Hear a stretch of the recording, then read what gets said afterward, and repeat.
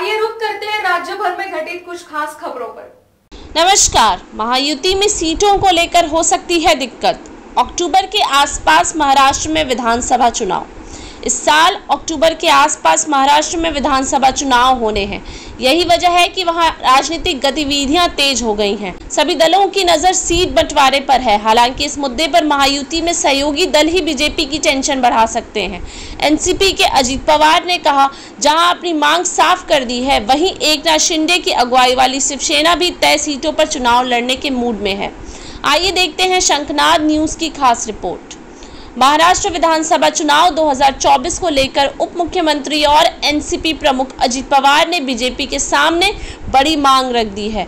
बुधवार 24 जुलाई को देश की राजधानी दिल्ली में केंद्रीय गृह मंत्री अमित शाह से मुलाकात के दौरान अजित पवार ने सीट बंटवारे पर चर्चा की। सूत्रों की माने तो इस साल होने वाले विधानसभा चुनाव में सीट बंटवारे को लेकर पवार ने शाह से मुलाकात की। खबर यह भी है कि अजित पवार ने भी सीट बंटवारे पर जल्द फैसला लेने का जोर दिया है। कई मीडिया रिपोर्ट्स में सूत्रों के हवाले से बताया गया है कि महायुति गठबंधन में सीट बंटवारे पर चर्चा के दौरान अजित पवार ने इसे अंतिम रूप देने पर जोर दिया। बताया गया कि अजित पवार ने वरिष्ठ भाजपा नेता से अनुरोध किया है कि आम चुनाव 2024 की तरह सीट बंटवारे को अंत तक लटका कर न रखा जाए। सूत्रों के हवाले से ये भी जानकारी मिली है कि 288 विधानसभा सीटों वाले महाराष्ट्र में अजित पवार की अगुवाई वाली एनसीपी 80 से 90 सीटें चाहती है, लेकिन मुख्यमंत्री एकनाथ शिंदे की अगुवाई वाली शिवसेना कम से कम 100 सीटों पर चुनाव लड़ने का इरादा रखती है।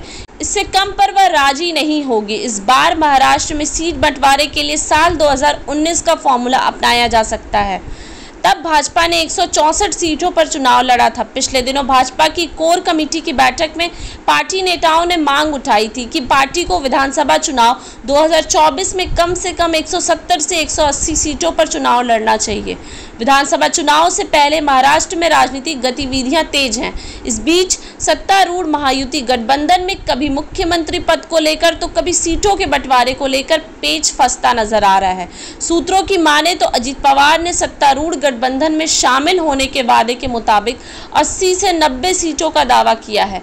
अजित पवार गुट की ओर से 54 सीटें बरकरार रखने की मांग भी की गई है। वहीं महायुति गठबंधन में मुख्यमंत्री पद को लेकर बयानों का दौर भी जारी है।